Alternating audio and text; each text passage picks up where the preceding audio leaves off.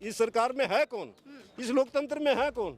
इस लोकतंत्र में चोर, गुंडे और भूमाफिया, रेपिस्ट ये लोग बैठे हैं। जब सरकार में ऐसे लोग बैठे होंगे, सुप्रीम कोर्ट में देख लो, हाई कोर्ट में देख लो, इनके ऊपर केस नहीं है क्या?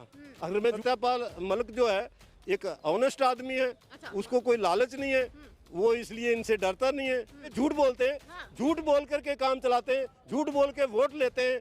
झूठ की राजनीति कब तक चलेगी? जो आदमी सेना का मोराल डाउन करता है उसके ऊपर केस लगना चाहिए, इन लोगों पे केस लगना चाहिए। हम सतर्क होते हैं तो दुश्मन का दाव नहीं लग सकता। तो सरकार को मतलब सतर्क रहने की भी जरूरत है। कहीं ना कहीं जो खामियां हैं वो सरकार की भी हैं, थोड़ी सरकार की इसके अंदर पूरी खामियां सरकार की है। हाँ। सरकार इन बातों पे ध्यान नहीं देती। सरकार ने सिर्फ एक ही सोच लिया, इस सरकार में है कौन, इस लोकतंत्र में है कौन?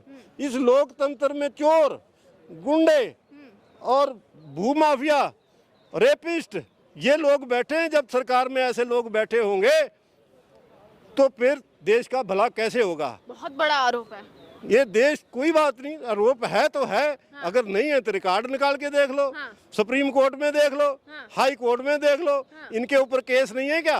अगर मैं झूठ बोलता हूँ, एक भी केस ना हो तो मेरा जो मर्जी कर दो।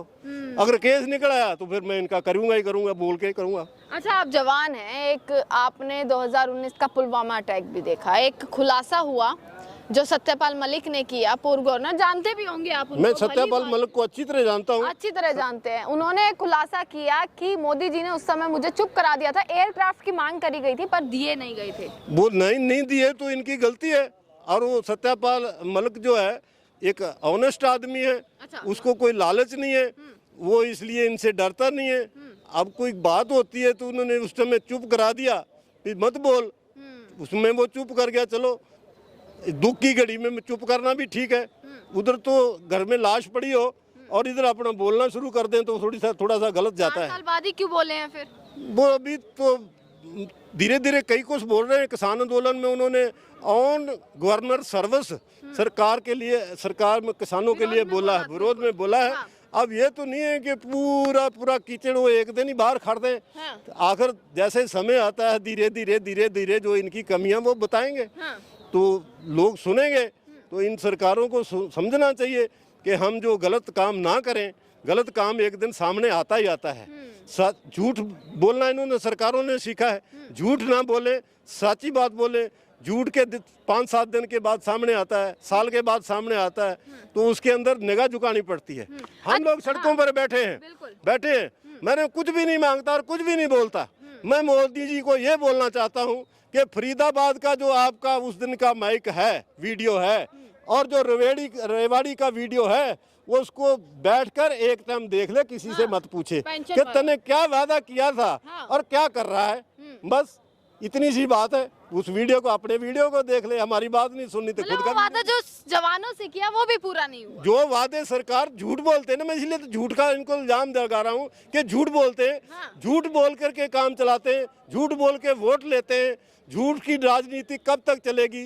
झूठ की राजनीति एक दिन नहीं चलेगी। अच्छा, झूठ की राजनीति ही खत्म कर देंगे। आप क्या कह रहे हैं कि जवानों के साथ भी क्या? अब देखिए, किसानों का आंदोलन चला, ठीक है, जवानों का आंदोलन यहाँ 2 महीने से चल रहा है। क्या आप जवानों के साथ भी राजनीतिक साजिशें रची जा रही हैं क्या? बिल्कुल, जवानों के साथ भी इन लोगों का पहले, सरकारों का पहला काम ये होता है कि इस आंदोलन को किसी ना किसी से तार-पीड़ो किया जाए। वो तार-पीड़ो की कोशिश में लगे रहते हैं। आज भी वो तार-पीड़ो की कोशिश में लगे हुए हैं। और इसलिए वो हमारी बात नहीं सुनते। अभी जो जितने भी इस दुनिया में आंदोलन हुए आज तक, उसमें पक्ष और विपक्ष रहा है। ये हम नहीं कहते कि हमारे साथ पूरे 100% लोग हैं। हो सकता है कि हमारे पास 99% लोग हों, 1% जो लोग हों, वो लोग जो है होते हैं बंगलों में, होते हैं उनके ऑफिसों में, होते हैं उनके घरों में, होते हैं उनके आसपास रहते हैं। वो बोलते कोई बात नहीं। वो यहाँ की उल्टी खबरें बताते हैं, गलत फीडबैक देते हैं। और जो आदमी रोड पे संघर्ष कर रहा होता है, उसको पता होता है कि संघर्ष में जीतूंगा, लेकिन वो जब तक ऑफिसों में सुनते हैं, अपने बंगलों में सुनते हैं, जब तक वो बात नहीं सुनते। यही बात किसान आंदोलन में हुई है, यही बात हर एक आंदोलन में होती है। अच्छा मुझे ये बताइए, क्या इस देश का जवान जिसने सब कुछ अपना न्यौछावर कर दिया या इस देश की सेवा में आपने भी अपना पूरा जीवन लगा दिया, क्या उसकी इतनी वैल्यू नहीं है कि वो मीडिया में थोड़ा सा स्पेस रखता हो? ना ही ये आंदोलन मैंने नेशनल मीडिया पे कहीं देखा कि इसकी एक हेडलाइन चली हो कि 2 महीने से जवान सड़कों पर है, ना ही ये पुलवामा वाला मैंने मीडिया में देखा कि कोई खुलासा हुआ है। तो क्यों इस प्रकार का रवैया मीडिया का है जवानों के लिए? इस देश के अंदर हिंदुस्तान में जो मीडिया है वो सरकार ने खरीद लिया है। अभी जो इस समय जंतर मंतर पर मीडिया है वो एक बच्चा है, और जो सरकार ने मीडिया खरीदा, जिस मीडिया पे विश्वास किया जाता है वो सरकार का बड़ा भाई होता है। अच्छा, तो वो जब तक बड़ा भाई नहीं बोलेगा, जब तक सरकार को समझ में नहीं आता। जैसे अपन घर में सोचते हैं, बच्चा बोलता है तो अपन घर में बच्चे की बात को ध्यान नहीं देते, बिल्कुल, तो हम बड़े भाई की, बड़े बुजुर्ग की बात को ध्यान देते हैं। उन्होंने सोच लिया कि जो ये मीडिया बोलेगा उसको हमने मानना है। जब उसको मानने में बहुत देर हो जाएगी, देर होने से मैं इनको ये कह रहा हूँ कि जैसे एक खेत होता है, हम लोगों ने इस देश की बाढ़ के लिए काम किया है।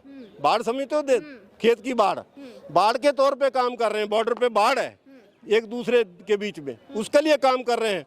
और जिस टाइम तुम की बाढ़ को जलाने लग जाओगे तो अंदर का जो फसल भी नहीं बचेगी। 3-4 साइड खेत होता है, जिधर साइड की हवा चल गई उस साइड की जो अंदर की खेती पहले जलेगी, बाकी 3 हिस्सों की बाढ़ बच जाएगी।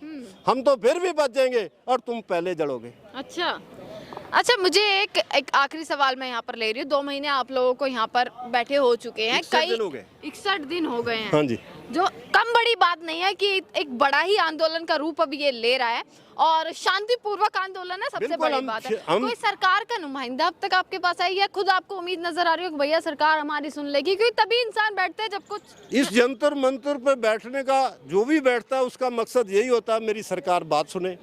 लेकिन सरकार जब तक कानाफूसी में रहती है, जब तक नहीं सुनती, जिस दिन कानाफूसी में छूट जाएगी, फ्री हो जाएगी फुर्सत, तो उस दिन सुन लेगी।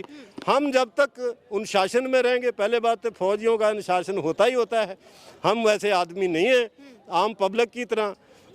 वैसे मैं ये बोलता हूँ कि सरकार को ये सोचना चाहिए कि सैनिकों का आंदोलन और अर्धसैनिक बलों का आंदोलन कभी भी देश में उठने नहीं देना चाहिए। पहले दिन बात सुननी चाहिए, नतीजे आ जाने चाहिए। अगर उठते हैं तो ये दुर्भाग्य की बात तो है, दुर्भाग्य की बात है। इससे साफ यार होता है ये किसी राष्ट्र हित में सरकार नहीं है।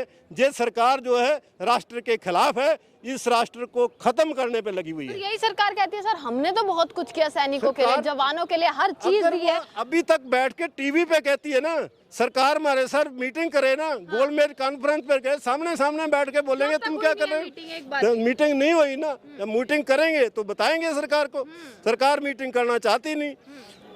बाकी कोई भी जनता लोकतंत्र में आंदोलन करे, लेकिन मैं फिर से दोबारा आपके चैनल से कह रहा हूँ, अर्धसैनिक बल और सैनिकों को, फौज को कभी आंदोलन नहीं करना चाहिए। सरकार को पहले सोचना चाहिए, बाकी देश के खर्चे कम करके ये बॉर्डर की सुरक्षा करनी चाहिए। और जो आदमी सेना का मोराल डाउन करता है उसके ऊपर केस लगना चाहिए, इन लोगों पे केस लगना चाहिए। ये जो धरने आंदोलन चल रहे हैं इससे सेना का मोराल डाउन हो रहा है, सेना के अंदर खाई पैदा हो रही है। इसलिए इसके जो दोषी हैं सरकार के अंदर बैठे हुए आदमी, उनके पे सबके ऊपर FIR दर्ज होनी चाहिए। चलिए इसी के साथ जो है लेफ्टिनेंट बलविंदर सिंह हमारे साथ मौजूद थे और बातचीत करी है, तमाम मुद्दे हैं। और इस वक्त सेना को लेकर एक बड़ी खबरें जो है लगातार चल रही है, चाहे वो खबर हो पुंछ की, जम्मू कश्मीर की, या वो खबर हो पुलवामा की। और मैं आप लोगों के रिएक्शन भी देख रही हूँ कि कितना आक्रोश इस वक्त जो है जनता में भरा हुआ है कि कब तक इस प्रकार के आतंकी हमले होते रहेंगे और कब तक इस प्रकार के कब खुलासे होंगे, कब जांच होंगी, ये सबसे बड़ा विषय है। और इसी के साथ तमाम खबरें आप तक पहुंचा रहे हैं। देखते रहेगा सजग भारत। आपका बहुत बहुत शुक्रिया।